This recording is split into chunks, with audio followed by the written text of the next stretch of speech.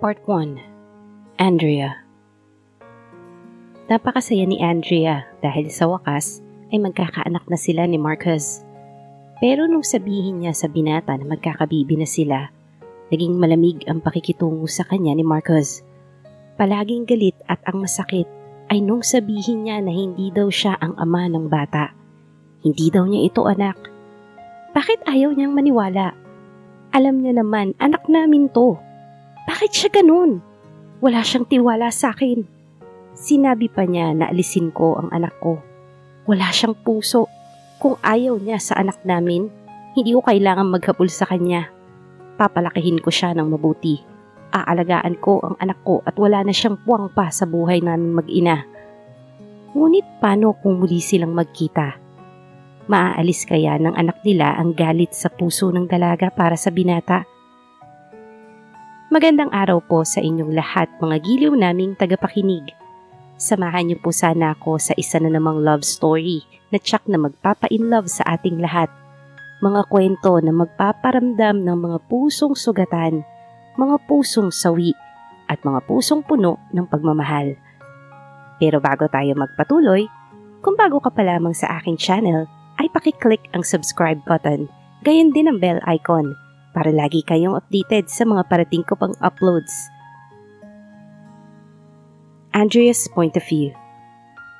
Excited na ako na naglalakad paakyat ng opisina ni Marcus para ipaalam na magkakaanak na kami. Lahat ng nadaanan ko na employee ay nginingitian ko lang. Pagbukas ko ng pinto ay nakatalikod siya sa akin at galit ang tono nito sa kausap. May problema ata sa kumpanya? Umupo na lang ako. Hinintay ko na lang matapos siya sa kausap niya. Tinitingnan ko yung lamesa niya at napangunot yung noo ko. Ang daming papeles na nakafile at yung iba naman may correction at ang hahaba. Napapailing na lang ako. Anong ginagawa mo dito? Tanong niya sa akin na tila ba naaalibadbaran sa presensya ko. May hindi ako interesado sa sasabihin mo. Umalis ka na dito. Madami pa akong gagawin. Nakita mo yan, di ba? Matalim na tingin nito sa akin na naiinis. Ano ba, Marcus? Bakit ka ba ganyan? Sabihin mo nga sa akin, may problema ba tayo, Marcus? Ayos naman tayo kahapon, di ba? Tapos ngayon, bigla ka nagagalit sa akin? Naluluha na wika ko. Ayan, ngayon alam mo na ang sagot ng tanong mo. Sabay tapon ni Marcus ng mga litrato. Kaya ba siya wala sa mood at galit na galit ngayon ay dahil sa litrato na hindi naman totoo? Saan galing yan? Bakit may picture dito na parang naghahalikan kami ni Daniel? Ang alam ko dyan may meeting kami para sa itatayo naming negosyo. At yung picture, hinihipan niya yung mata ko kasi may maliit na kahoy na nakapasok sa mata ko. Hindi ko alam may nagmamatsyag pala sa amin.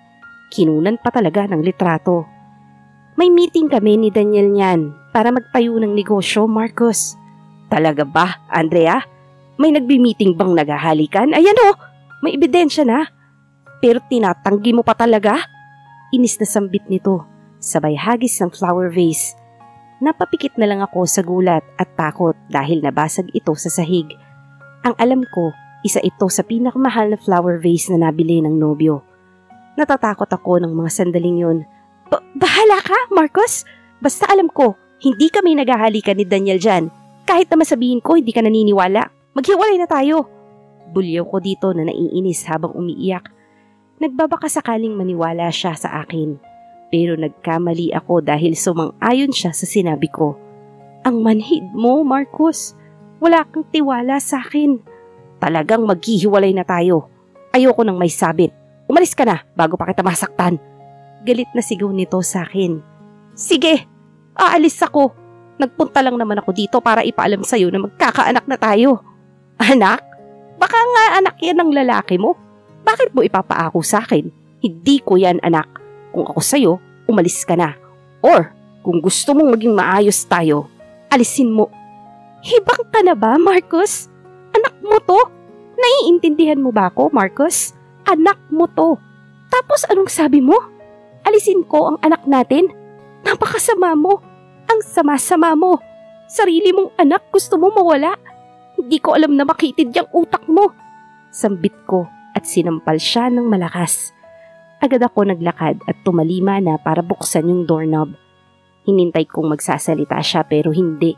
Kaya lumabas na akong pinupunasan yung luha sa mata ko. Nang nasa labas na ako ng kumpanya, naisipan kong tawagan si kuya para magpasundo. Sasama na ako umuwi sa Amerika. Mabuti na lang at sinagot niya kaagad. Naghintay lang ako ng ilang minuto. Matagal na din pala. Namimiss ko na din sila mommy at daddy. Tapos ganito palang mangyayari. Ipapakilala ko na sana siya kay kuya. Siguro nga hanggang dito na lang kami. Hindi din naman mag-work yung relationship namin kung wala siyang tiwala sa akin. Magiging toxic lang. Mabuti pang tapusin na lang. Yun din naman ang hantungan, bakit pa patatagalin? Bunso, lika, sakay na. Okay ka lang ba? Tawag ni kuya sa akin at tanong na nag-aalala. Sumakay na din ako agad. Oo, okay lang ako kuya. Kuya, na-miss kita. Ang tagal din nating hindi nagkita. Masaya kong sabi habang nagtitingin-tingin sa mga gusali sa labas. Na-miss din kita, bunso, lalo na sila mami at daddy. Miss na miss ka na nila. Tumakas ba naman yung bunso nilang anak? Pasaway ka pa din talaga, kuya. Natatawa kong sabi na para bang hindi galing sa pag-iyak. Kuya, sa tingin mo magagalit sa akin sina dad at mom? Tanong ko kay Kuya Alfred.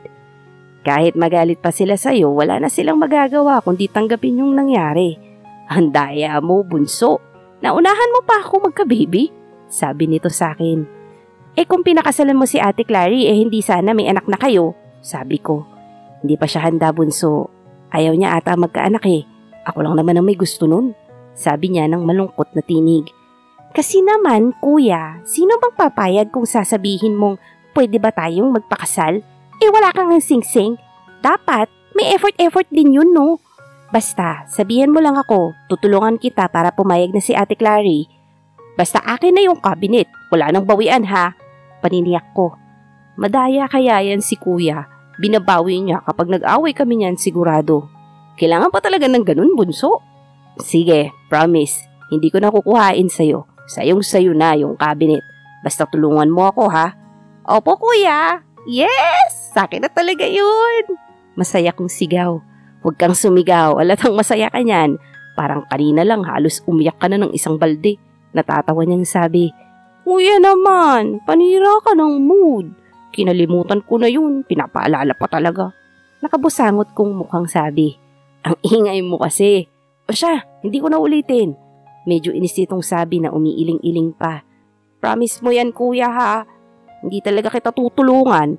Bahala na kung hindi mo ibibigay yung cabinet. Bibili na lang ako nun pag nagkapera. Oo na nga. Tara na. Akyat na tayo. Maya-maya lilipad na to. Pumayag man o hindi ang Ate Clary mo. Basta sa'yo na yung cabinet. Yung ibibili mo, ipunin mo na lang para sa anak mo, bunso. Sabi nito sa akin. Ano? Napadala mo na ba kay Marcus yung mga litrato? Yes, ma'am. Nandun na po. Yung girlfriend niya umalis na sa inuupahan niyang bahay. Good. Naipadala ko na yung pera sa ATM mo. Okay, ma'am. Sagot nito sa sinabi ko. Putahan ko yung baby ko.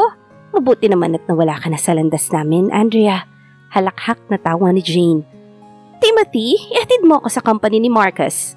Masigla kong sambit. Ano na naman niyang binabalak mo, Jane? Hindi na kita kilala. Ibang-iba ka na. Ikaw na magmaneho ng sasakyan mo. Sawa na ako sa'yo. Sawa na ako sa mga pinapautos mo. Yumaman ka lang, nagbago ka na. Sana hindi ka na lang yumaman. Kung anong kinayaman mo, yun din ang kinasama ng ugali mo. Sana matauhan ka sa mga ginagawa mo. Timothy! Umalis ka na sa harapan ko, Jane. Baka kung ano pang magawa ko sa'yo. Kala ko magbabago ka, pero hindi Mas lumala ka pa. Kung nagdudusa si Andrea ngayon, baka sa susunod na araw, mararanasan mo rin yun. Siguro nga mas malala pa nga Wala kang puso, Timothy. Katulad ka din niya. Katulad nino, ng iyong ama. Wala ka ding pinag-iba sa iyong ama. Sana makamit mo kasiyahan mo. Ay, hindi pala. Sana malaman nila yung baho mo. Hindi ko maatim na nakasama kita ng matagal. Pati yung batang walang kamuwang-muwang dinamay mo sa kalokohan mo. Di ba alam mo yung feeling ng walang ama tapos ipararanas mo sa iba? Magising ka naman sa katotohanan, Jane. Maawa ka sa sarili mo. Goodbye, Jane. Huwag ka nang tatawag sa akin dahil wala akong kilalang Jane. dahil wala na siya sa buhay ko ngayon. Para akong binuhusan ng malamig na tubig sa mga salitang binitawan ni Timothy. Ang sama ko na ba talaga, ha? Nag-iba na nga ba talaga ako? Ang sakit naman magsalita ni Timothy. Siya na nga lang yung kaibigan ko, yung nakakaintindi sa akin. Tapos iiwan niya din ako. Dahil sa galit ko, binilisan ko ang pagmamaneho ng kotse papunta ng resto bar. Magpa-party ako ngayon kasi wala na. Wala na si Timothy. Iniwan niya na ako. Tequila please, wika ko sa waitress. One more please. Yung matapang na wine, meron ka nun? Meron miss, margaritas. Yun, give me only 10 shots of margaritas. But ma'am, ang dami naman nun. Sigurado po ba kayo? Nagbibiro po ba kayo? Tanong nito sa akin na ikinataas ang kilay ko. Sa tingin mo nagbibiro ako? Why do you care? Just give it to me, understand? Yes ma'am. Here. Sungit nyo naman ma'am. Sabi nito sa akin. Good. Ibibigay din pala ang dami pang sinasabi. Gusto kong makalimot. Bakit ang sakit? Mahal ko ba si Timothy? Pero I'm in love with Marcus. I don't know what's happening to me. Ito ba ang parusa sa akin for ruining Andrea's life? Kung ito na talaga, ba't ang bilis? Ang bilis naman. Ang bilis masyado. Wala din akong mapapala dito. Uuwi na nga lang ako. Hey, Mr. Bartender, magkano lahat? 2.5 ma'am. Mabilis na sagot nito. Okay, here's the 2.5. Nilagay ko ang pera sa lamesa. Pagtayo ko, oh my G, nahihilo na ako. Pero matino pa naman ang isip ko. Naging 3 na ang paningin ko sa mga tao. Nang may biglang humawak sa akin. Bitiwan mo ko, bastos! I said, go away! Don't touch me! Magugustuhan mo din ito. Leave her alone, rinig kong galit na sabi ng isang tinig. Hey you, young man, ayos lang sa akin. Kung gusto mo makishare ako ang... Biglang bumulagta ang lalaki ng masuntok ito. Nawala yung kalasingan ko dahil si Timothy pala ang dumating. Andito siya. Akala ko hindi ko na siya makikita. Akala ko iiwan niya na ako. Timothy, tama na please. Baka makulong ka. Umiiyak na sabi ko. Anong ginagawa mo dito kasi ha? Kahit kailan talaga pasaway ka. Pinapasakit mo yung ulo ko, Jane. Magbago ka naman. Mag-mature ka naman, Jane. Inis na sabi nito sa akin. Akala ko ayaw mo na akong makita. Ayaw mo na ba sa akin, Timothy? Huwag mo na naman akong iwan, no. Ayokong mag-isa. Natatakot ako mag-isa. Iyak kong sabi. Tara na nga, umuwi na nga tayo. May alak ka. Nakainom ka pa. Sakay na. Sermon pa din na wika ni Timothy. Sir, hindi po totoo yung lalaking yun ang ama ng dinadala ni Ma'am Andrea. Kaibigan po yun ni Miss Jane. Inaya lang po siyang makipag-usap. May business po kasi sila. Yung resto sa harap ng building natin, yun po ang totoo. Yung mga litrato po, edited po yun. Sabi ng private investigator. Tell me who sent these pictures. Napahawak ako sa buhok ko sa sobrang galit. Si Miss Jane po. Siya po yung nagpadala niyan, boss. Malaki ang gusto po sa inyo ng babaeng yun. Kalat na kalat sa building po dito sa company ninyo. Okay, thank you for the information. You may go now. Seryoso na wika pa ni Marcus. Sana po sir mahanap niyo pa si Ma'am Andrea. Baka mapano yung anak niyo. Sige po, una na ako. Sabi nito bago umalis. Kindness, I don't know how to face this problem. I almost abandoned my own child. Jane is a big liar. Hello, Timothy. Huwag mong ipakita sa akin si Jane at baka masaktan ko yan. Galit kong sabi at in-off agad ang cellphone ko. I'm confused right now. I need to go to Taguig. I need to tell her the truth. I don't know how to handle this situation. After 30 minutes, nakarating na ako sa condo ni Andrea. Why is the gate locked? Has she already gone home to their house in America? Andrea, where are you? Open the gate, please. I'm sorry if I did not believe in you. Marcos, pasensya na ha. Pero umalis na si Andrea kasama yung lalaki. Sabi ng matanda. Lalaki? What? Tanong ko ulit dito. She already found another one? Kuya niya yata kasi tinawag niyang kuya. Masungit nga eh. Pinapadali siya ng kuya para mag-iibang bansa na sila. Sabi nito sa akin. Her brother's name is Alfred, a mysterious man. He is a secret agent from America. He owns 5 companies and 5 restaurants in America. Andrea didn't know that his brother is a secret millionaire. He kept secrets to her sister for almost 15 years.